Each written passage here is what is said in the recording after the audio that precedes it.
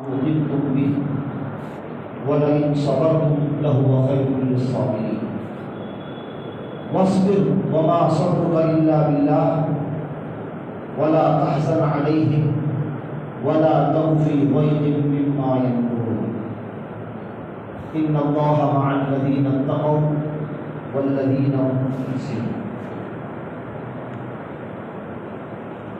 اللہ تعالیٰ کا ارشاد ہے، بے شک ابراہیم ایک پیشوا اور اللہ تعالیٰ کے فرمانبردار اور ایک طوفان تھے. وہ مشرکوں میں سے نہیں تھے، اللہ کی نعمتوں کے شکر گزار تھے. اللہ نے انہیں برگزیدہ بنا دیا تھا اور انہیں راہ راست سمجھا دی تھی. ہم نے اس دنیا میں ان کو بہترین چیز عطا فرمائی اور بے شک آخرت میں بھی وہ نیکوکاروں میں سے تھے. پھر ہم نے آپ کی جانب وحی بھیجی کہ آپ ملت ابراہیم حنیف کی پیروی کریں جو مشرکوں میں سے نہ تھے. ہفتے کے دن کی عظمت تو صرف ان لوگوں کے ذمہ ضروری تھی جنہوں نے اس میں اختلاف کیا تھا. بات یہ ہے کہ آپ کا پروردگار خود ہی ان کے اختلاف کا فیصلہ قیامت کے دن کرے گا. اپنے رب کی طرف لوگوں کو حکمت اور بہترین نصیحت کے ساتھ بلائیے اور ان سے بہترین طریقے سے گفتگو کیجیے. یقیناً آپ کا رب اپنی راہ سے بہکنے والوں کو بھی بخوبی جانتا ہے اور وہ راہ راست لوگوں سے پوری طرح واقف ہے. اور اگر بدلہ لو بھی تو بالکل اتنا ہی جتنا صدمہ تمہیں پہنچایا گیا ہو، اور اگر تم نے صبر کی راہ کو اختیار کیا تو بے شک صابروں کے لیے یہی بہتر ہے. آپ صبر کریں، بغیر توفیق الہی کے آپ صبر کر ہی نہیں سکتے، اور ان کے حال پر رنجیدہ نہ ہو، اور جو مکر و فریب یہ کرتے رہے ہیں ان سے تنگ دل نہ ہوئیے. بے شک اللہ تعالیٰ پرہیزگاروں اور نیکوکاروں کے ساتھ. بسم اللہ الرحمن الرحیم. الحمد للہ رب العالمین والعاقبۃ للمتقین والصلاۃ والسلام علی اشرف الانبیاء والمرسلین سیدنا و نبینا محمد وعلی آل محمد وبارک وسلم. محترم امیر مقامی حافظ اللہ، جماعت کے دیگر ذمہ داران، معزز رفقاء، سامعین اور برادران اسلام، ابھی میں نے آپ کے سامنے سورہ نحل کی 120 سے 128 کی آیات اور اس کی ترجمانی پیش کی ہے. چونکہ ہم ماہ ذی الحجہ میں ہیں، اسلام کے ارکان میں سے عظیم ترین رکن حج ہمارے سامنے ہے، جو حضرت ابراہیم علیہ السلام کی حیات طیبہ کو ہمارے سامنے پیش کرتی ہے. حج کی ادائیگی ان لوگوں پہ فرض ہے جو مستطیع ہیں، جو استطاعت رکھتے ہیں. اس فرض پر اگر ہم غور کریں گے تو ہم کو یہ معلوم ہوتا ہے کہ یہ دراصل ایک سنت ابراہیمی ہے جو اللہ تبارک و تعالیٰ اپنے پیروکاروں کو اس پر عمل کرنے کی ہدایت عطا فرماتے ہیں. مَلْحَجُّ یا رسول اللہ قَالَ هِيَ سُنَّتُ أَبِيكُمْ ابراہیم. اللہ کے رسول سے پوچھا گیا کہ یہ مناسک حج کیا ہیں، تو آپ نے فرمایا کہ یہ تمہارے والد محترم حضرت ابراہیم علیہ السلام کی سنت ہے. اسی مناسبت سے مجھے یہ آیتیں دی گئی ہیں جس میں حضرت ابراہیم علیہ السلام کا تذکرہ ہے. اس پہلی آیت میں حضرت ابراہیم علیہ السلام کے اندر جو خصائل حمیدہ تھے، جامع اوصاف جو آپ کے اندر موجود تھے، اس کو اس کے اندر سمیٹ دیا گیا. اس کی وجہ یہ ہے کہ کہ مشرکین عرب ان کے اندر کفر و شرک ہونے کے باوجود، بت پرستی ہونے کے باوجود اپنے آپ کو حضرت ابراہیم علیہ السلام کے پیروکار مانتے تھے۔ چونکہ قرآن کریم کے مخاطبین، اولین مخاطبین کفار قریش تھے، اہل مکہ تھے، اس لیے ان کو یہ بات سامنے لائی گئی ہے کہ جس نبی کو تم لوگ مانتے ہو وہ نبی کے تو یہ اوصاف ہیں، اس کی یہ تعلیمات ہیں، اور یہ وہی تعلیمات ہیں جو نبی اکرم صلی اللہ علیہ وسلم تمہارے سامنے پیش کر رہے ہیں۔ بہت ہی واضح انداز میں قرآن کریم کے اندر حضرت ابراہیم علیہ السلام کے بارے میں بہت تفصیل کے ساتھ یہاں پر بیان کر دیا گیا۔ قرآن کے مطالعے سے یہ بات واضح ہوتی ہے کہ اللہ تعالیٰ نے اپنے کلام میں مختلف انبیاء کا ذکر فرمایا، لیکن صرف 2 نبی ایسے ہیں جن کی زندگی کو امت مسلمہ کے لیے اسوہ قرار دیا گیا۔ ایک ہمارے نبی جن کے بارے میں فرمایا گیا لقد کان لکم فی رسول اللہ اسوۃ حسنہ، تحقیق کہ تمہارے لیے رسول اللہ صلی اللہ علیہ وسلم کی زندگی میں بہترین نمونہ۔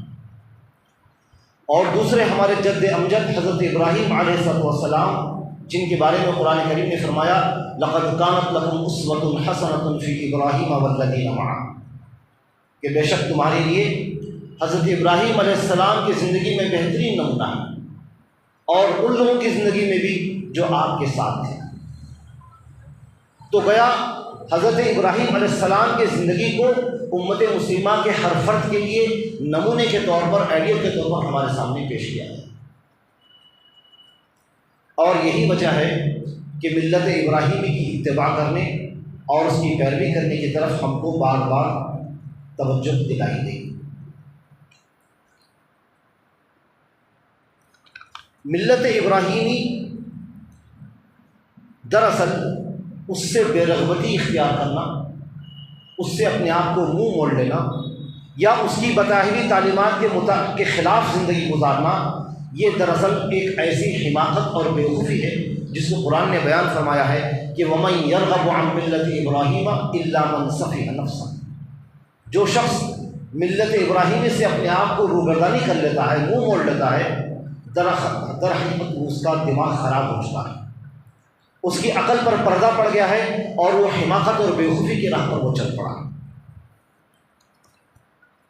قبل اس کے کہ ہم ان آیاتوں پر غور و فکر کریں،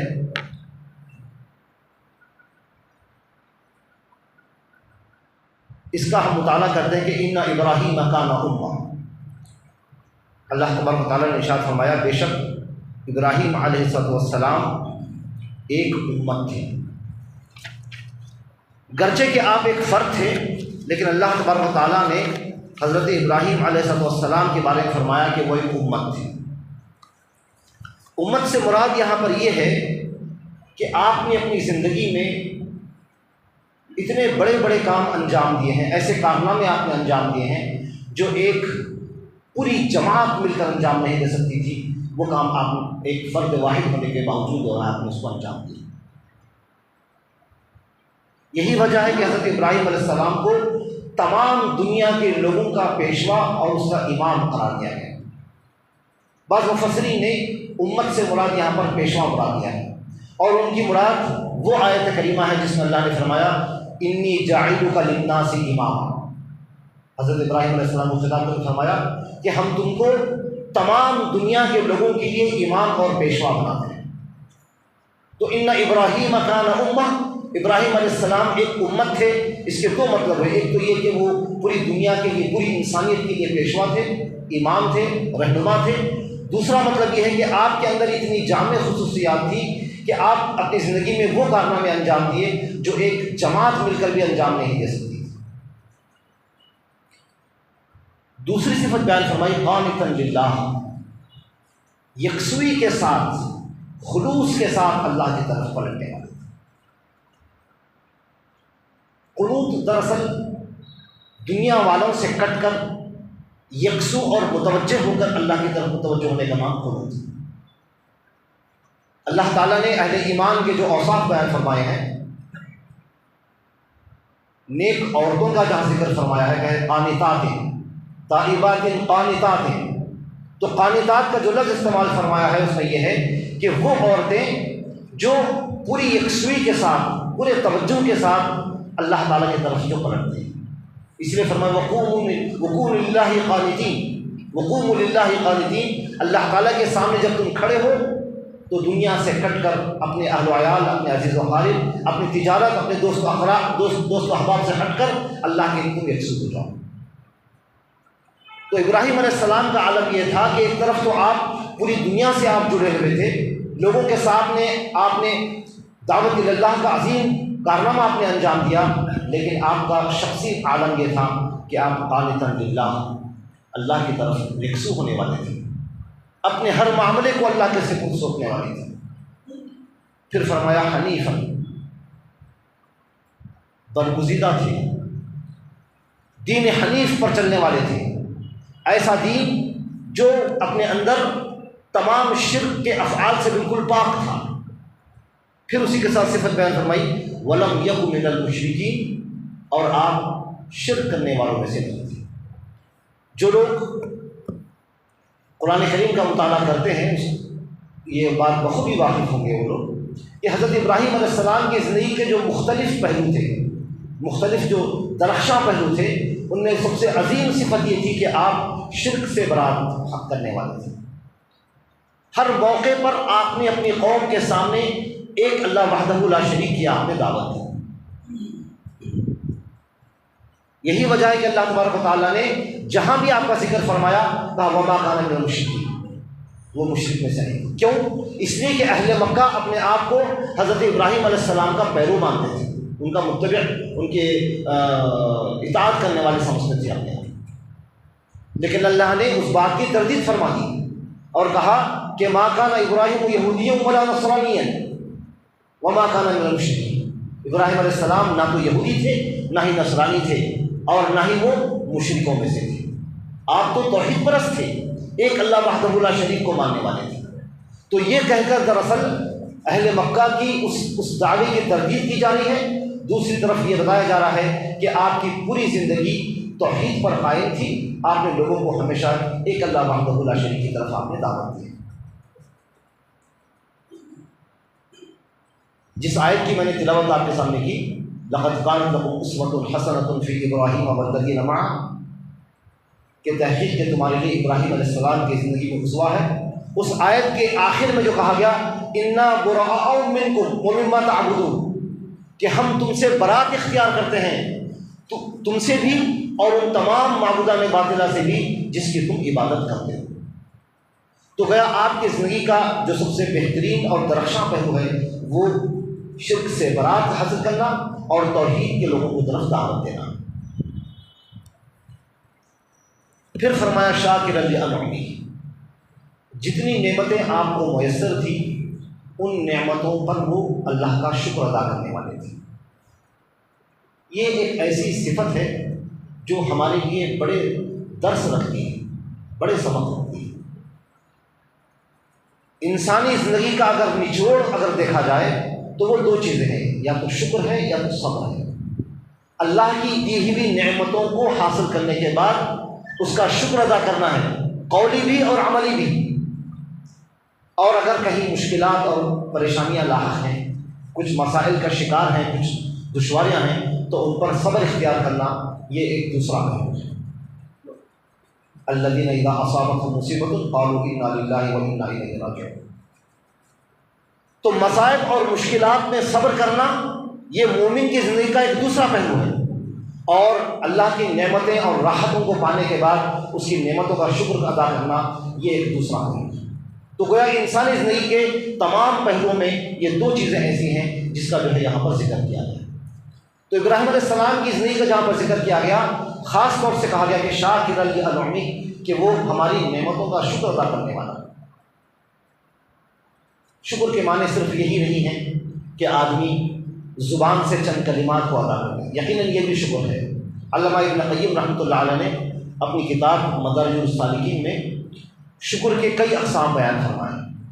اس میں دو بڑی قسمیں یہ ہیں کہ ایک شکر لسانی ہے اور ایک شکر قلبی ہے. شکر لسانی یہ ہے کہ آدمی اپنی زبان سے پروردگار کے تعریف میں کلمات ہیں، سبحان اللہ، الحمدللہ، اللہ اکبر، لا الہ الا اللہ، اس طرح کی جو تسبیح ہے، تحلیل ہے، تحمید ہے، یہ کلمات اپنی زبان سے وہ ادا کرتے رہیں۔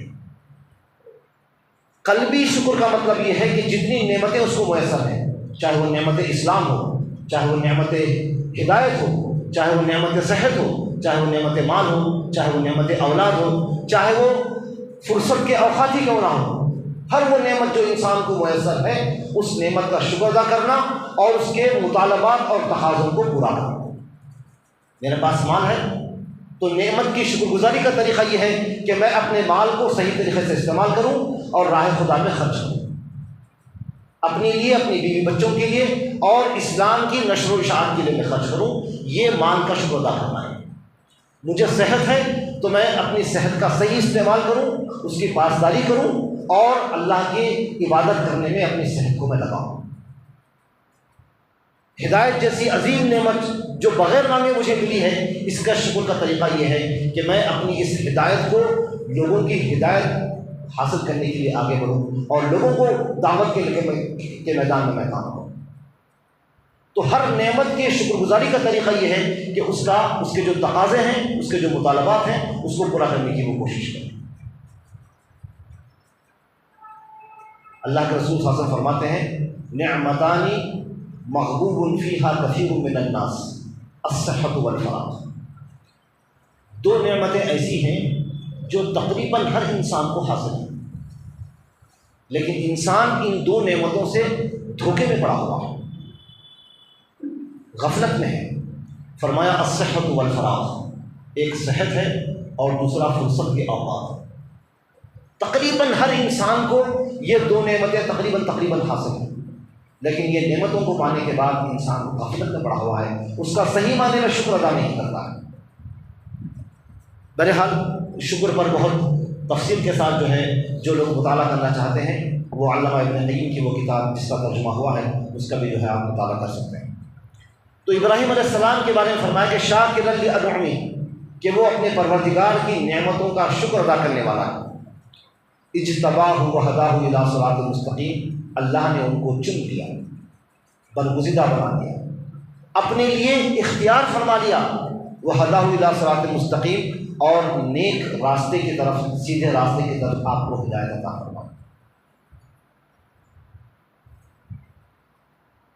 وآتیناہ فی الدنیا حسنہ، ہم نے ابراہیم علیہ السلام کو دنیا کے اندر بھلائی عطا فرمائی، وَإِنَّهُ فِي الْآخِرَةِ لَمِنَ الصَّالِحِينَ، اور آخرت میں بے شک ان کا شمار نیکوکاروں میں سے ہے، صالحین میں سے ہے۔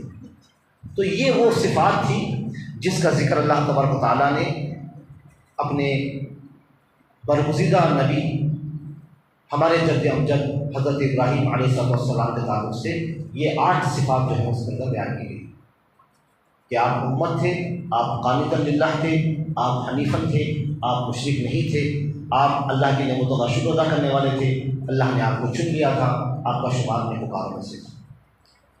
ان اوصاف کو بیان کرنے کے بعد اللہ تعالیٰ فرماتا ہے ثم اوحینا الیک ان اتبع ملت ابراہیم حنیفا، پھر ہم نے آپ کو وحی کی کہ آپ ملت ابراہیمی کی اتباع کریں اور آپ کا شمار مشرکین میں سے نہیں تھا۔ جب انبیاء کرام کا مقارنہ کیا جاتا ہے تو اس میں کوئی دو رائے نہیں کہ ہمارے اور آپ کے آقا حضرت محمد مصطفیٰ صلی اللہ علیہ وسلم افضل الانبیاء والمرسلین تھے۔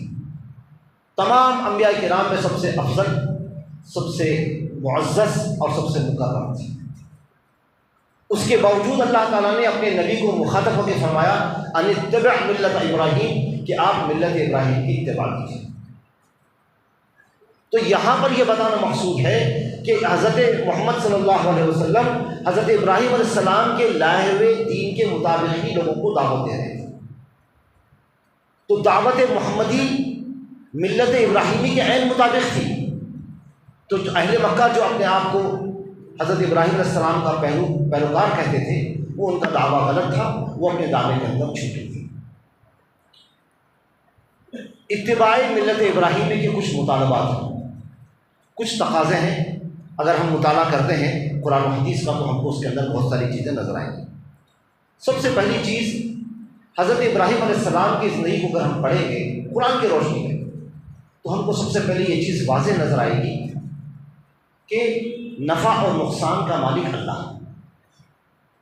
ہر آدمی کا یہ ایمان ہونا چاہیے، یہ یقین ایمان کی حد تک ہونا چاہیے کہ نفع اور نقصان کا مالک اللہ تعالیٰ ہے۔ دنیا کے اندر کوئی ذات ایسی نہیں ہے جو نفع پہنچا سکتی ہے یا نقصان پہنچا سکتی ہے۔ آپ نے اپنے والد کو مخاطب کر کہا وَإِذْ قَالَ إِبْرَاهِيمُ وَإِذْ قَالَ لِأَبِيهِ وَقَوْمِهِ مِمَّا تَعْبُدُونَ، جب یاد کرو اس وقت جب ابراہیم علیہ السلام نے اپنے والد اور اپنے قوم کے لوگوں سے کہا کہ تم کس چیز کی عبادت کرتے ہو؟ کیا تم ایسی چیز کی عبادت کرتے ہو جو نہ نفع پہنچا سکتی ہے نہ نقصان پہنچا سکتی ہے؟ تو آپ نے اپنے والد اور اپنے قوم کے سامنے جو واضح میسج دیا وہ یہی تھا کہ نفع اور نقصان کا مالک صرف اللہ تعالیٰ ہے۔ تو ملت ابراہیمی کی اتباع کا تقاضا یہ ہے کہ ہم اپنے پروردگار کو نفع و نقصان کا مالک سمجھیں۔ ہماری توحید اور ہمارے اخلاص کا عالم یہ ہے کہ ذرا سی پریشانی آ جاتی ہے تو ہم اللہ کے در کو چھوڑ کر دوسروں کے دروں پہ چلے جاتے ہیں۔ ہمارا دست سوال اللہ کے سامنے اٹھنے کے بجائے کسی اور کے سامنے پھیل جاتا ہے۔ ہم مشکل کشا اللہ کو سمجھنے کے بجائے کسی اور ذات کو سمجھنے لگتے ہیں۔ تو ملت ابراہیمی کا لازمی اور جزوی تقاضا یہ ہے کہ ہم نفع اور نقصان کا مالک اللہ تعالیٰ کی ذات کو سمجھیں۔ آپ دیکھیے حضرت ابراہیم علیہ السلام نے اپنے پروردگار سے کہا ربی حب لی من الصالحین، اے اللہ تو مجھے نیکوکار اولاد عطا فرما۔ ایسے وقت آپ دعا فرما رہے ہیں جبکہ آپ کی بیوی بانجھ ہو چکی ہے، اولاد کو پیدا کرنے کی صلاحیت ان کے اندر ختم ہو گئی تھی، اس کے باوجود اپنے پروردگار سے نیک اولاد کی وہ دعا کرتے ہیں اور اللہ تعالیٰ دعا قبول بھی فرماتا ہے۔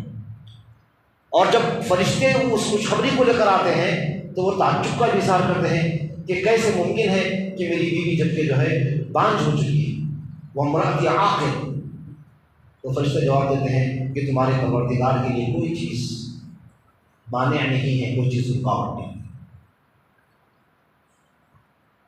دوسرا آپ کی زندگی یہ ملت ابراہیمی کا جو پہلو ہمارے سامنے ہے وہ یہ ہے کہ ہم اپنے آپ کو ان تمام اعمال سے اور افعال سے دور رکھیں جو انسان کو شرک کی طرف لے جاتے ہیں۔ تو شرک سے براءت اور توحید پر مضبوطی کے ساتھ قائم رہنا یہ ملت ابراہیمی کا درخشاں پہلو ہے۔ آپ دیکھیے اپنے والد کی بات کو آپ مانتے تھے، ظاہر بات ہے وہ آپ کے والد تھے، ہر چیز کے اندر ان کی اطاعت کرتے تھے، لیکن جہاں پر اللہ وحدہ لا شریک کو ماننے کی بات آ گئی تو آپ نے اپنے والد کی بات کو آپ نے نہیں۔ حکم بھی یہی ہے کہ وہ ان جاہداک علی ان تشرک بی ما لیس لک بعلم فلا تطعهما۔ والدین کے تعلق سے حسن سلوک کرنے کا جہاں پر حکم دیا گیا ہے وہاں پر یہ بات بھی کہی گئی ہے کہ اگر وہ دونوں تم کو اس چیز پر آمادہ کریں، ابھاریں، ترغیب دلائیں کہ وہ تم اللہ کے ساتھ شرک کرو تو فلا تطعهما، تب تم ان دونوں کی بات کو نہ مانو۔ اس لیے کہ لا معصیت لخالق، لا معصیت لمخلوق فی معصیت الخالق، کہ لا طاعت لمخلوق، مخلوق کی اطاعت جائز نہیں ہے، خالق کی معصیت ہوتی ہے۔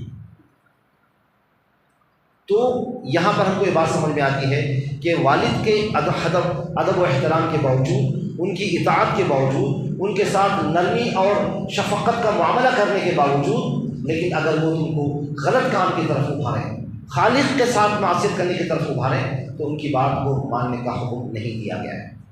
یہاں تک کہ انہوں نے جب اپنے والد سے وہ مایوس ہو گئے تو انہوں نے کہا کہ ابا جان میں آپ کے لیے مغفرت طلب کروں گا۔ قال سلام استغفر لك انه كان بي حفيا۔ اس وقت تک بھی آپ مایوس نہیں تھے، جب آپ اپنے گھر بار کو چھوڑ کر، اپنے وطن عزیز کو چھوڑ کر جب آپ جا رہے تھے تو آپ نے اپنے والد سے وعدہ کیا کہ میں آپ کے حق میں مغفرت کی دعا کروں گا، میرا پروردگار سننے والا ہے۔ لیکن جب اللہ کی طرف سے حکم آ گیا کہ جس شخص کی موت کفر پر بھی ہو، شرک پر بھی ہو، اس کے لیے مغفرت کی دعا طلب کرنا آپ کے لیے زیبا نہیں دیتے، تب آپ جو ہے استغفار کرنا آپ نے چھوڑ دیا۔ دوسرا ایک پہلو ہم کو سمجھ میں آتا ہے، ایک طرف تو آپ کا اپنے والد اور اپنے قوم کے ساتھ کا ایک رویہ تھا، دوسرا رویہ بحیثیت باپ ہے۔ آپ نے اپنے اولاد کی جس انداز سے تربیت فرمائی تھی، حضرت اسماعیل علیہ السلام کو جو آداب فرزندی آپ نے سکھائی تھی، وہ اپنی جگہ پر آپ مثال ہے۔ خانہ کعبہ کی تعمیر ہو رہی ہے، آپ اپنے نوجوان بچے کو ساتھ لے کر کعبۃ اللہ کی تعمیر فرما رہے ہیں۔ اس وقت بھی آپ کے سامنے ایک ہی مشن تھا، وہ ہے دعوت اللہ اور اللہ کے دین کو قائم کرنا۔ تو اس وقت آپ جو دعائیں فرما رہے تھے، وہ دعا کے اندر یہی تھا کہ اے میرے پروردگار، میری اولاد کو نماز قائم کرنے والا بنا، میری اولاد کو نماز قائم کرنے والا بنا۔ نماز کا قائم کرنا دراصل دین کو قائم کرنا تھا۔ تو وہاں پر آپ نے اپنے بچے کو آپ نے تربیت دی، ربنا انی اسکنت من ذریتی بواد غیر ذی زرع عند بیتک المحرم ربنا لیقیموا الصلاۃ۔ کہا ہے میرے پروردگار، میں نے اپنی اولاد کو ایسی جگہ پر لا کے چھوڑ دیا ہو تیرے حکم پر جہاں پر کوئی انسان بسنے والا نہیں، جہاں کوئی فصل اور لالا وہاں پر موجود نہیں ہے، ایسی جگہ پر تیرے گھر کے پاس میں لا کے چھوڑا ہوں، ربنا لیقیموا الصلاۃ، تاکہ اے میرے رب یہ لوگ نماز کو قائم کر سکیں۔ تو اقامت صلاۃ دراصل اقامت دین تھا۔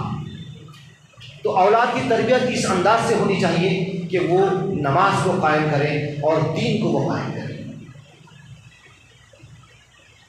بچوں سے مشورہ کرنا، ان سے رائے لینا۔ جب آپ نے خواب میں دیکھا کہ آپ اللہ کی راہ میں اپنے بچے کو ذبح کر رہے ہیں، تو آپ نے اپنے بیٹے سے کہا فانظر ماذا تری انی رأیت فی المنام ان اذبحک، کہ میں خواب میں تم کو ذبح کرتے ہوئے دیکھ رہا ہوں، فانظر ماذا تری، بتاؤ تمہاری کیا رائے ہے۔ اور وہ نیکوکار بچہ، اپنے والد محترم کی تربیت پانے والا بچہ نے کہا یا ابتی افعل ما تؤمر، اے میرا بجان وہ کر گزریے جس کا آپ کو حکم دیا گیا ہے، ستجدنی انشاءاللہ من الصابرین، انشاءاللہ آپ مجھے صبر کرنے والوں میں سے آپ مجھے پائیں۔ تو ان اسالیب پر، اس نہج پر اگر بچوں کی تربیت ہوگی تو یقیناً وہ بچے نیکوکار ہوں گے، یقیناً وہ بچے اپنے والد کی بات ماننے والے ہوں گے۔ کیوں؟ اس لیے کہ ان کے سامنے جو مشن تھا وہ یہ تھا کہ میرے بچے نماز کو قائم کریں، دین کو قائم کریں گے، اللہ کی دعوت کو لوگوں کے درمیان عام کریں گے۔ تو جب یہ مقصد اور یہ مشن سامنے ہوگا تو اللہ تعالیٰ اس کی جو ہے یقیناً توفیق مدد فرمائیں گے۔ پھر اس کے علاوہ ملت ابراہیمی کے اتباع کرنے کے جو بہت سارے پہلو ہیں، اس میں یہ بھی ہے کہ آپ نے اپنے لیے اور اپنے آنے والی نسل کے لیے رزق واسع کی آپ نے دعا فرمائی تھی۔ کعبۃ اللہ کی تعمیر کے وقت میں آپ نے دعا فرمائی تھی خاص طور سے کہ آپ یہاں کے باشندوں کے لیے پھل پھلاری اور رزق میں تو کشادگی عطا فرما، وَارْزُقْهُم مِّنَ الثَّمَرَاتِ لَعَلَّهُمْ يَشْكُرُونَ، اے اللہ تو ان کو رزق عطا فرما پھل پھلاریوں کے ذریعے سے، تاکہ وہ تیرے شکر گزار ہوتے رہ سکیں۔ اور پھر ان والد اور قوم کے ساتھ کا ایک معاملہ ہوا، اپنی اولاد کے ساتھ کا ایک معاملہ ہوا۔ پھر اس کے علاوہ قوم والوں نے جو آپ کو تکلیفیں دی، جو پریشانیاں آپ کو اٹھائی، بادشاہ وقت کے ساتھ آپ نے جو مناظرہ کیا، مشکلات کا آپ کو جو سامنا کرنا پڑا، نمرود سے جو آپ نے مقابلہ کیا، یہ ساری تفاصیر آپ کو سیرت کے اندر ملیں گی۔ میں سیرت اس لیے ذکر کر رہا ہوں چونکہ یہ ماہ ذی الحجہ ہے اور آیات اسی سے متعلق ہیں، اس لیے میں ہلکا سا آپ کے سامنے اشارہ کروں۔ تو نمرود نے آپ کو جو پریشانیوں کا جو آپ کو جو تکالیفیں دی تھی، تو راہ خدا میں اس طرح کی مشکلات آنا ضروری ہے۔ تو اس آیت میں جو بات کہی گئی ہے کہ ثم اوحینا الیک ان اتبع ملت ابراہیم، پھر ہم نے وحی کی آپ کو کہ آپ ملت ابراہیمہ کے مطابق زندگی کو آپ گزاریں، اس کی اتباع کریں۔ تو اسوہ ابراہیمی ہم کو یہ بتاتا ہے کہ اگر ہم اللہ کے دین کے کام کے لیے اٹھیں اور ہم کو مشکلات کا سامنا کرنا پڑے، قوم والے ہم کو تکلیف دے رہے ہیں، پریشان کر رہے ہیں، جسمانی اعتبار سے بھی، ذہنی اعتبار سے بھی، تو اس وقت ہمارا اور آپ کا یہ رویہ ہونا چاہیے کہ ہم اس پر ثابت قدم رہیں، ایسے ہی جیسے حضرت ابراہیم علیہ السلام ثابت قدم تھے۔ نہ صرف ثابت قدم تھے بلکہ اللہ تبارک و تعالیٰ کی نصرت پر آپ کو کامل یقین تھا، بھروسہ تھا۔ یا نار کونی بردا و سلام علی ابراہیم کا جو نعرہ اللہ کی طرف سے آیا کہ اے آگ تو ابراہیم علیہ السلام پر سلامتی بن جا، یہ اس وقت آیا جب آپ دین پر مضبوطی سے آپ قائم رہے، اللہ پر بھروسہ رکھا آپ نے، آپ کو معلوم تھا کہ نصرت آئے گی، اور جس دین کو میں لوگوں کے سامنے پیش کر رہا ہوں وہ دین برحق ہے۔ تو یہ پہلو بھی ہمارے سامنے ہونا چاہیے کہ دین کے کاموں میں، دعوت کے کاموں میں مشکلات کا آنا امر یقینی ہے، لازمی ہے، لیکن ایک مومن کا تقاضا، ایمان کا تقاضا یہ ہے کہ ہم اس پر مضبوطی سے قائم رہیں، ہم ڈٹے رہیں اور کبھی بھی مایوسی کا ہم شکار نہ ہوں۔ وَإِذِ ابْتَلَىٰ إِبْرَاهِيمَ رَبُّهُ بِكَلِمَاتٍ فَأَتَمَّهُنَّ، یاد کرو اس وقت جب ابراہیم علیہ السلام کو ان کے پروردگار نے چند چیزوں کے ذریعے سے آزمایا، اور حضرت ابراہیم علیہ السلام ان تمام آزمائشوں کے اندر وہ مکمل اترے، کھڑے اترے۔ ان آیات کے بعد اللہ تبارک و تعالیٰ نے اپنی گفتگو کا رخ بنی اسرائیل کی طرف موڑ لیا ہے، پھر فرمایا انما جعل السبت على الذين اختلفوا فيه وان ربك لا يحكم بينهم يوم القيامه فيما كانوا فيه يختلفون، یعنی اللہ تعالیٰ نے بنی اسرائیل کے لیے ہفتے کے دن کو معزز اور مکرم بنایا تھا، لیکن وہ لوگ اس دن کو لے کر ان کے اندر اختلاف پیدا ہو گیا، تو اس اختلاف کا ذکر یہاں پر اللہ تبارک و تعالیٰ نے بیان فرمایا۔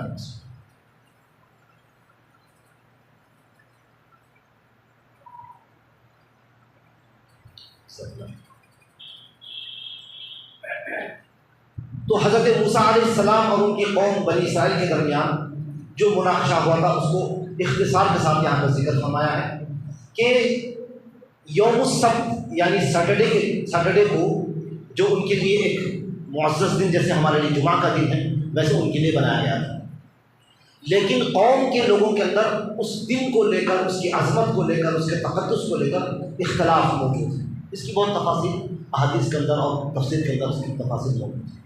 تو اللہ تعالیٰ نے یہاں پر یہ بیان فرمایا کہ جن لوگوں کے اندر اختلاف ہو گیا تھا ان کا اختلاف کا فیصلہ اللہ تعالیٰ قیامت کے دن فرمائے گا، ان کو یہ بتا دے گا کہ وَإِنَّ رَبَّكَ لَا يَحْكُمُ بَيْنَهُمْ يَوْمَ الْقِيَامَةِ فِيمَا كَانُوا فِيهِ يَخْتَلِفُونَ، تمہارا پروردگار فیصلہ کرے گا ان کے درمیان قیامت کے دن ان تمام معاملات کے اندر جس میں وہ اختلاف کیا کرتے تھے۔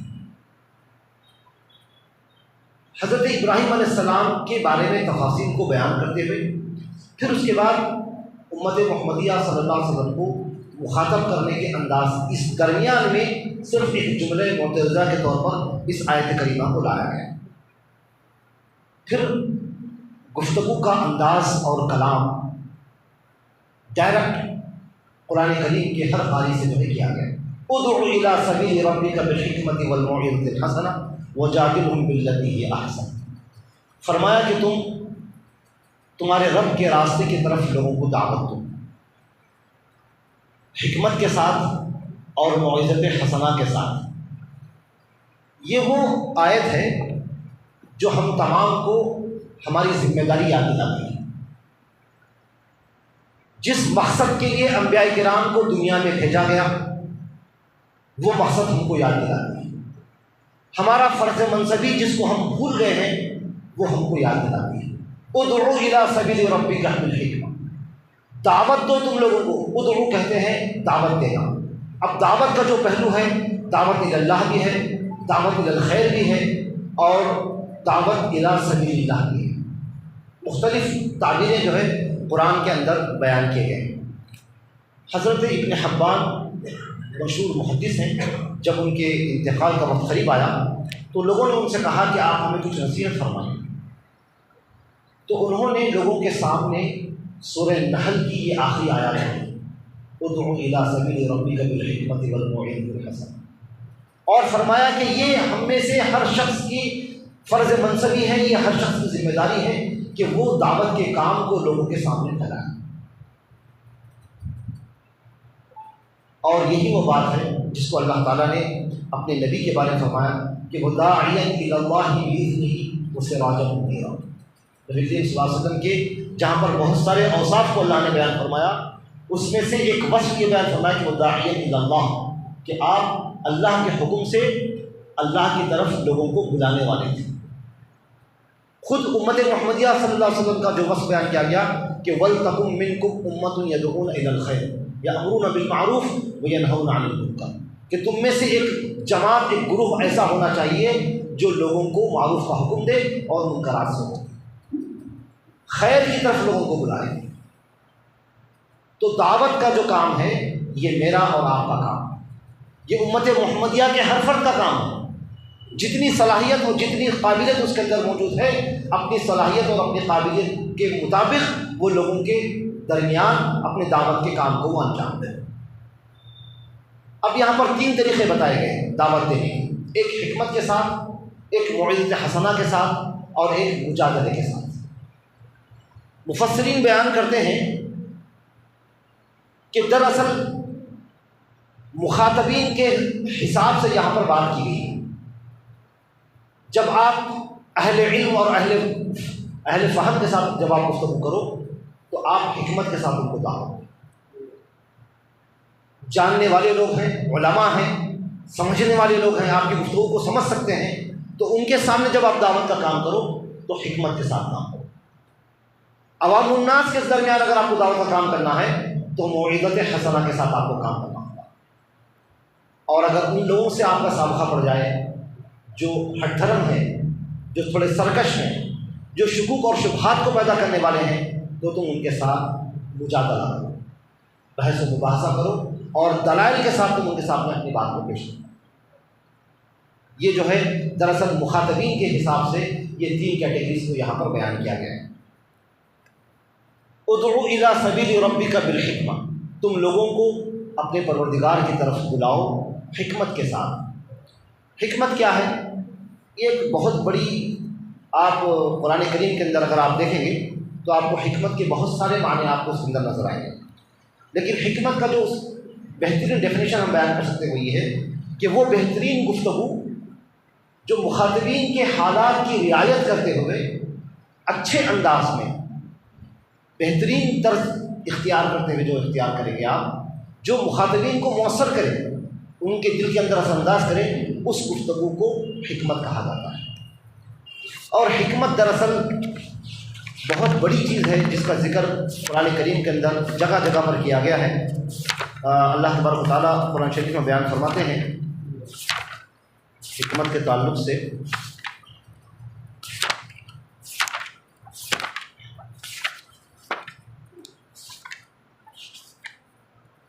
بہرحال حکمت کو نبوت بھی کہا گیا ہے۔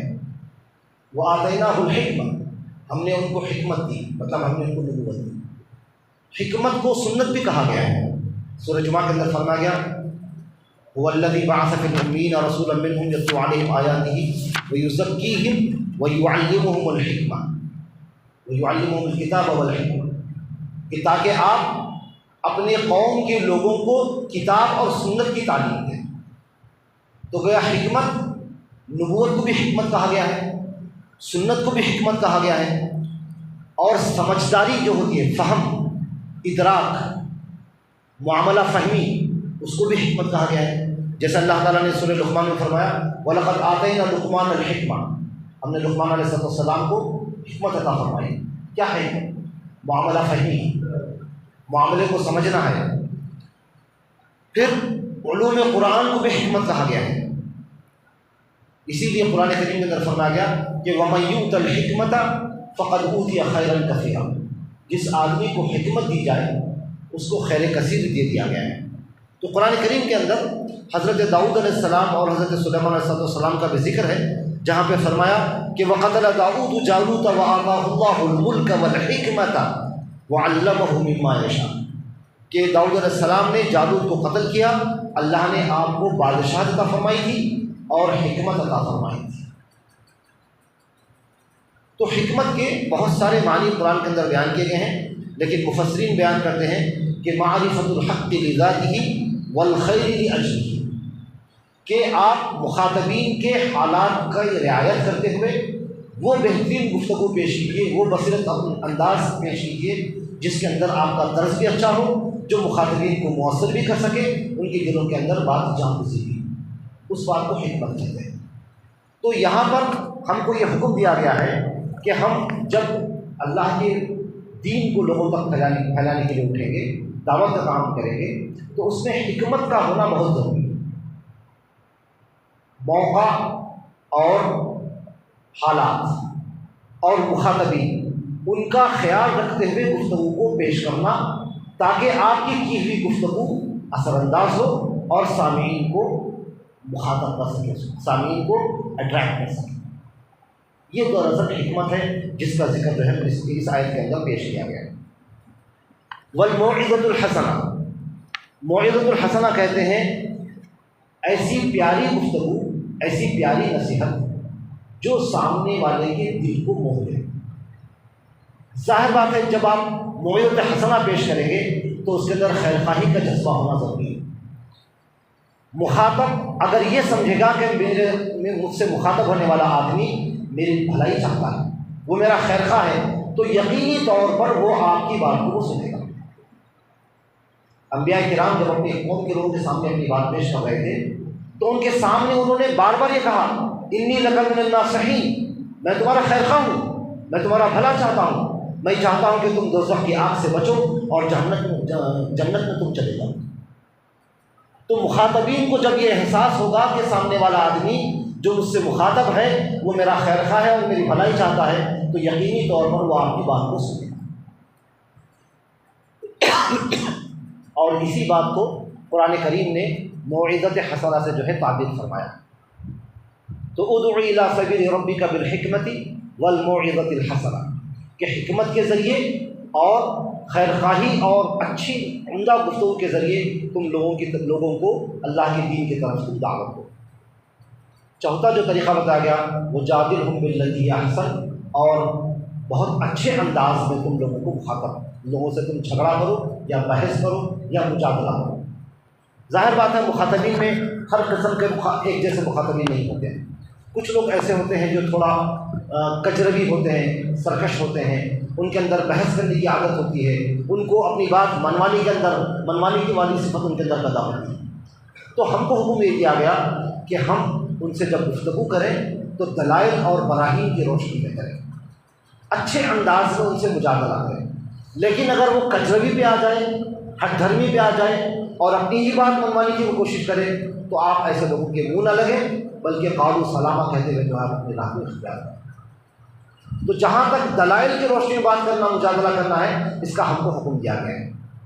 لیکن ساتھ ہی ساتھ یہ بھی فرمایا وجادلہم باللتی احسن ان ربک هو اعلم بمن ضل عن سبیلہ وهو اعلم بالمہتدین، تمہارے رب کو یہ بات بخوبی معلوم ہے کہ کون ہدایت پر ہے اور کون جو ہے بھٹکا ہوا ہے، کون راہ راست سے ہٹا ہوا ہے۔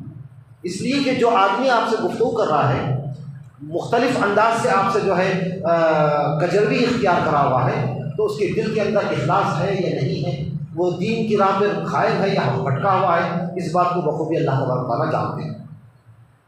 پھر فرمایا وَإِنْ عَاقَبْتُمْ فَعَاقِبُوا بِمِثْلِ مَا عُوقِبْتُمْ بِهِ وَلَئِنْ صَبَرْتُمْ لَهُوَ خَيْرٌ لِلصَّابِرِينَ، اور اگر تم کو اس راہ میں کچھ تکلیف پہنچے، کچھ لوگ تم کو مار پیٹ بھی کریں، تم کو سزا بھی دیں، تمہارے ساتھ بدتمیزی بھی کریں، تم کو تکلیف بھی اگر پہنچائیں، تو اسلام اس بات کی اجازت دیتا ہے کہ تم بھی ان سے بدلہ لے سکتے ہو، لیکن اتنا ہی جتنا تم کو صدمہ پہنچایا گیا ہے۔ تو اس کا حکم ہے، لیکن ساتھ ہی ساتھ اس بات کا بھی حکم دیا گیا ہے کہ وَلَئِن صَبَرْتُمْ لَهُوَ خَيْرٌ لِلصَّابِرِينَ، لیکن اس کے باوجود اگر تم صبر کرتے ہو اللہ کی خاطر تو تمہارا یہ صبر کرنا تم کو ان لوگوں میں شمار کر دے گا جو صبر کرنے والوں میں سے ہیں، اور صبر کرنے والوں کو بہت بڑی اس کی فضیلت قرآن و حدیث کے اندر بیان کی گئی۔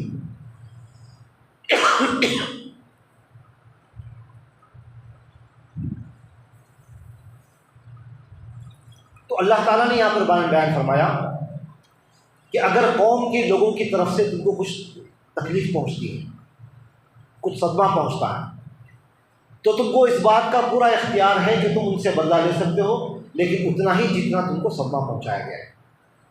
لیکن ساتھ ہی یہ بھی بیان کیا گیا کہ اگر تم صبر کی راہ کو اختیار کرتے ہو تو تمہارا شمار صابرین میں سے ہوگا، اور صابرین کا بدلہ سوائے جنت کے اور کچھ نہیں۔ انما یوفی الصابرون اجرہم بدون حساب، کہ اللہ تعالیٰ صبر کرنے والوں کو بے حد و حساب عطا فرماتے ہیں۔ ہر نیکی کا بدلہ اللہ تبارک تعالیٰ نے بیان فرما دیا کہ تم یہ کرو گے تو تم کو یہ ملے گا، تم یہ کرو گے تو تم کو یہ ملے گا۔ لیکن دو چار چیزیں ایسی ہیں جس کے بارے میں فرمایا کہ اللہ تعالیٰ بے حد و حساب عطا فرماتے ہیں، اس میں سے ایک صبر، انما یوفی الصابرون اجرهم بغیر حساب، بے حد و حساب اللہ تعالیٰ صبر کرنے والوں کو عطا فرماتے ہیں۔ اب صبر کے جو مراتب ہوں گے وہ فرق مراتب کے حساب سے اللہ تعالیٰ عطا فرماتے ہیں۔ روزے کے بارے میں فرمایا کہ الصوم لی وانا اجزی بہ، کہ روزہ میرے لیے ہے اور میں اس کا حساب، میں اس کا بدلہ دوں، اس کی کوئی حد بیان نہیں کی گئی۔ اسی طریقے سے عفو و درگزر ہے، معاف کر دینا ہے۔ آپ چاہیں تو بدلہ لے سکتے ہیں، لیکن آپ اللہ کی خاطر کسی بھائی کو معاف کر دیتے ہیں تو اللہ فرماتا ہے فمن عفا واصلح فاجرہ علی اللہ، جو آدمی معاف کر دیتا ہے اور صلح کرا دیتا ہے اس کا اجر اللہ تعالیٰ پر۔ تو یہاں پر بیان فرمایا کہ تم بدلہ لے سکتے ہو، لیکن اگر تم صبر کی راہ کو اختیار کرو گے تو تمہارا شمار صابرین میں سے ہوگا۔ وَلَئِن صَبَرْتُمْ لَهُوَ خَيْرٌ لِلصَّابِرِينَ، اگر تم صبر کرو گے تو یہ صبر کرنے والوں کے حق میں بہتر ہوگا، اور صبر کا اجر تو جیسا کہ میں نے آپ کے سامنے بیان فرمایا۔ پھر اس کے بعد اللہ نے یہ بھی بیان فرمایا کہ وَاصْبِرْ وَمَا صَبْرُكَ إِلَّا بِاللَّهِ، آپ راہ خدا میں صبر کیجیے، اور صبر بغیر توفیق الہی کے ممکن نہیں۔ آپ صبر کر ہی نہیں سکتے جب تک اللہ تعالیٰ آپ کی مدد نہیں فرمائے۔ یہی وجہ ہے کہ اللہ تعالیٰ نے نماز جیسی عظیم چیز سے مقدم رکھا صبر کو۔ جب اللہ سے استعانت طلب کرنے کی بات آئی تو اللہ تعالیٰ نے صبر کو مقدم رکھا، استعینوا بالصبر والصلاۃ، کہ تم اللہ سے مدد طلب کرو صبر کے ذریعے اور نماز کے ذریعے۔ نماز اللہ کے حقوق میں سب سے جزو اعظم ہے، اس کے باوجود اللہ تعالیٰ نے اس سے مقدم رکھا صبر، یہ بتانے کے لیے کہ جو آدمی اللہ کی خاطر صبر کرتا ہے اور برداشت کا مادہ اپنے اندر پیدا کرتا ہے تو اللہ تعالیٰ اس کی مدد فرماتا ہے۔ فرمایا وَاصْبِرْ وَمَا صَبْرُكَ إِلَّا بِاللَّهِ، آپ صبر کیجیے، اور آپ صبر نہیں کر سکتے جب تک آپ کے سامنے آپ کے ساتھ توفیق الہی نہیں ہے۔ نبی کریم صلی اللہ علیہ وسلم کو مخاطب کر کے فرمایا گیا وَاصْبِرْ كَمَا صَبَرَ وَاصْبِرْ وَلَا تَكُنْ كَصَاحِبِ الْحُوتِ، آپ صبر کیجئے اور مچھلی والے کی طرح مت ہو جائیے۔ حضرت ایوب علیہ السلام کی طرف اشارہ ہے کہ آپ زندگی بھر اللہ تعالیٰ کی بتائی ہوئی تعلیمات پر چلتے رہے تو قوم کے لوگوں کو آپ نے دعوت دی۔ ایک بشری غلطی آپ سے ہو گئی کہ آپ اللہ کا حکم آنے سے پہلے آپ بستی کو چھوڑ کر آپ چلے گئے، صبر کا دامن کچھ دیر کے لیے آپ سے چھوٹ گیا، تو اللہ تعالیٰ نے اپنے نبی کو خطاب کر فرمایا وَاصْبِرْ وَلَا تَكُنْ كَصَاحِبِ الْحُوتِ فَاصْبِرْ لِحُكْمِ رَبِّكَ وَلَا تَكُنْ كَصَاحِبِ الْحُوتِ، کہ آپ اپنے پروردگار کے حکم کے لیے صبر کیجئے اور مچھلی والے کی طرح مت ہو جائے۔ اس لیے کہ یہ دعوت کی راہ بہت مشکل راہ، بہت پریشانیاں آپ کو آئیں گی، لوگ تانے دیں گے، آپ کو برا بھلا کہیں گے، بہت ساری چیزیں آپ کو آئیں گی، لیکن آپ صبر کیجیے اور صبر کی توفیق بھی طلب کیجیے، اس لیے کہ صبر آپ اس وقت تک نہیں کر سکتے جب تک کہ اللہ تعالیٰ آپ کو توفیق نہ دے۔ پھر فرمایا وَلَا تَحْزَنْ عَلَيْهِمْ، یہ جو لوگ اعتراض کر رہے ہیں، آپ کا دل دکھاتے ہیں، آپ کو تکلیفیں دیتے ہیں، ان کا مقصد یہ ہوتا ہے کہ آپ کے دل کو تکلیف ہو، ایذا رسانی ان کا مقصد ہوتا ہے، لیکن آپ پریشان مت ہوئیے، گھبرائیے مت۔ وَلَا تَحْزَنْ عَلَيْهِمْ، ان کے حالات پر اب رنجیدہ مت ہوئیے۔ وَلَا تَكُ فِي ضَيْقٍ مِّمَّا يَمْكُرُونَ، جو لوگ وہ مکر کر رہے ہیں ان کے مکر کو دیکھ کر آپ اپنے دل برداشتہ مت ہوئیے، کبیدہ خاطر مت ہوئیے آپ، اور ان کے بارے میں جو آپ فکر مند رہتے ہیں ان کی نجات کے تعلق سے، ان کی ہدایت کے تعلق سے آپ زیادہ فکر کرنے کی ضرورت ہے۔ وَلَا تَحْزَنْ عَلَيْهِمْ، ان کے بارے میں آپ رنجیدہ مت ہوئیے۔ دعوت کا ایک پہلو یہ بھی ہے کہ آدمی کو ہمیشہ ان حضرات کے بارے میں فکر مند ہونا چاہیے جو گمراہ، جو بھٹکے ہوئے، جن کو ہدایت نصیب نہیں۔ نبی کریم صلی اللہ علیہ وسلم راتوں میں اٹھ کر اپنے قوم کے لیے روتے تھے، اس قدر فکر مند رہتے تھے کہ میری قوم کے لوگ اگر مجھ پر ایمان نہیں لائیں گے تو وہ جہنم رسید ہو جائیں گے، ہمیشہ ہمیشہ کے لیے وہ جہنم میں پڑ جائیں گے۔ اس کی فکر آپ کو ہمیشہ رہتی تھی، اور اس فکر میں آپ کھلے چلے جا رہے تھے اور آپ کی صحت متاثر ہوتی چلی جا رہی تھی۔ اللہ تعالیٰ نے اس کیفیت کو دیکھ کر سورہ کہف کے اندر بیان فرمایا لعلک باخع نفسک علی آثارہم ان لم یؤمنوا بہذا الحدیث اسفا۔ ایسا محسوس ہوتا ہے کہ یہ لوگ ایمان نہیں لا رہے ہیں، اس غم میں آپ اپنے آپ کو گھلاتے چلے جائیں گے اور اپنے آپ کو آپ ہلاک کر دیں گے۔ لعلک باخع نفسک علی آثارہم، ایسا محسوس ہوتا ہے کہ آپ اپنے آپ کو ہلاکت میں ڈال دیں گے صرف اس افسوس میں کہ یہ لوگ آپ پر ایمان نہیں لا رہے ہیں۔ تو یہاں فرمایا ولا تحزن علیہم، آپ غم مت کیجیے، رنجیدہ مت ہوئیے، کبیدہ خاطر ہونے کی ضرورت نہیں ہے۔ آپ کا کام اللہ کے لائے ہوئے دین کو لوگوں تک پہنچا دینا ہے بس۔ یہ مشن کو آپ نے پورا کر دیا، آپ نے ذمہ داری ادا کر دی۔ اور یہ لوگ جو آپ کے خلاف مختلف انداز سے مکر کر رہے ہیں، سازشیں کر رہے ہیں، اس تعلق سے سوچ کر آپ کبیدہ خاطر مت ہوئیے۔ ولا تک فی ضیق مما یمکرون، اور یہ لوگ جو مکر کر رہے ہیں اس کی وجہ سے آپ تنگ دل مت ہوئیے۔ سب سے آخر میں فرمایا ان اللہ مع الذین اتقوا والذین هم محسنون، بے شک اللہ تعالیٰ ان لوگوں کے ساتھ ہے جو تقوی کی زندگی اختیار کرتے ہیں اور ان لوگوں کے ساتھ ہے جو احسان کرتے ہیں۔ یہ آیت بہت مختصر ہے لیکن اپنے اندر بہت سارے معنی کو چھپائے ہوئے ہیں۔ ان اللہ مع الذین اتقوا، بے شک اللہ ان لوگوں کے ساتھ ہے جو تقوی کی روش کو اختیار کرتے ہیں۔ تقویٰ دراصل کسی چڑیا کا نام نہیں، زندگی کے آنکھ کھلنے سے لے کر آنکھ بند ہونے تک آدمی جو زندگی گزارتا ہے اس میں اللہ تعالیٰ کو حاضر و ناظر جاننا ہی دراصل تقویٰ ہے۔ اور یہ تمام نیکیوں کی جڑ ہے۔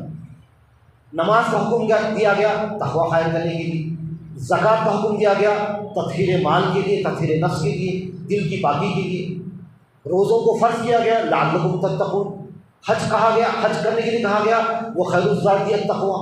آپ دیکھیے جتنی تعلیمات آپ کو قرآن کے اندر ملیں گی، تمام تعلیمات کا خلاصہ یہ ہے کہ بندے کے اندر خوف خدا پیدا ہو جائے، ڈر پیدا ہو جائے، اللہ کا تقویٰ پیدا ہو جائے۔ پھر یہاں پر بیان فرمایا کہ جو لوگ تقوی کی زندگی اختیار کرتے ہیں اور متقیانہ طور پر زندگی اختیار کرتے ہیں ان کے ساتھ اللہ تعالیٰ ان اللہ مع الذین اتقوا، یعنی گویا اللہ تعالیٰ کی معیت، اللہ کی نصرت اور اللہ تعالیٰ کی مدد ان لوگوں کے ساتھ ہے جو تقوی کی راہ کو اختیار کرتے ہیں۔ اب متقی کون ہے؟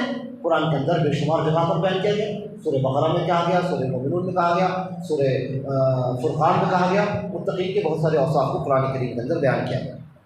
پھر فرمایا متقیوں کے ساتھ ساتھ اللہ تعالیٰ ان لوگوں کے ساتھ بھی ہے جو احسان کی روش کو اختیار کرتے ہیں، والذین هم محسنون، اور وہ لوگ جو احسان کرتے ہیں۔ احسان کیا ہے؟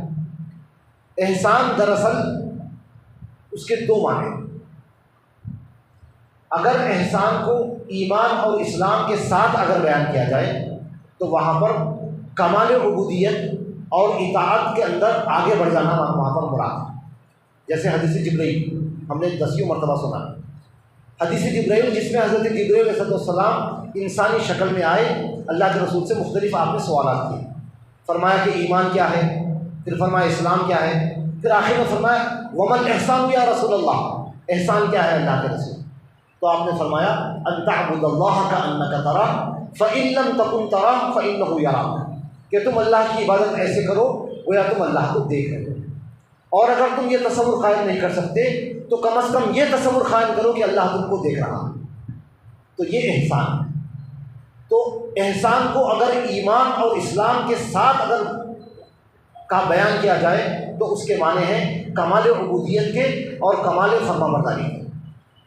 لیکن اگر ایمان اور اسلام سے ہٹ کر احسان کا ذکر آئے تو وہاں پر نیک برتاؤ کرنا، اچھا سلوک کرنا، نرم گفتگو کرنا، شفقت کے ساتھ پیش آنا، جیسے اللہ نے فرمایا وَقَضَىٰ رَبُّكَ أَلَّا تَعْبُدُوا إِلَّا إِيَّاهُ وَبِالْوَالِدَيْنِ إِحْسَانًا، کہ تمہارے رب نے فیصلہ کر دیا ہے کہ تم اللہ کے علاوہ کسی کی عبادت نہ کرو اور والدین کے ساتھ احسان کرو، حسن سلوک کرو۔ تو جتنی نرمی اور شفقت ہو سکتی ہے، جتنا اچھا برتاؤ ہو سکتا ہے، اس کو احسان کہا گیا ہے۔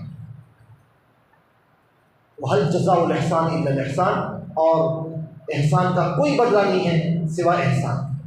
تو آدمی اگر محسن بن کے زندگی گزارے گا تو اللہ تبارک و تعالیٰ ایسے لوگوں کو بہت پسند فرماتے ہیں۔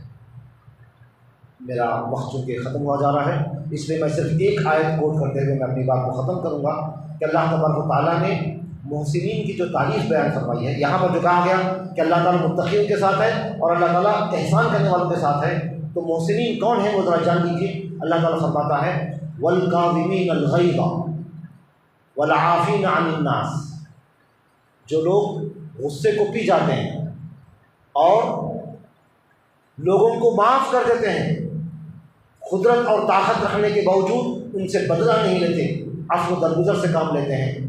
واللہ یحب المحسنین، اللہ تعالیٰ احسان کرنے والوں کو پسند فرماتے ہیں۔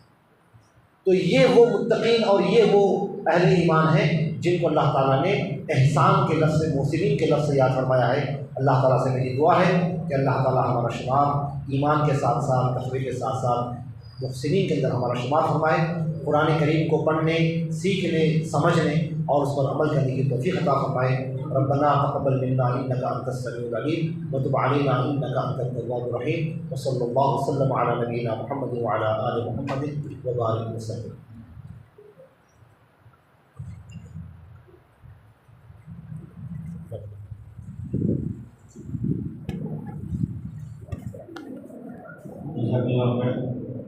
محترم حاضرین کرام، ابھی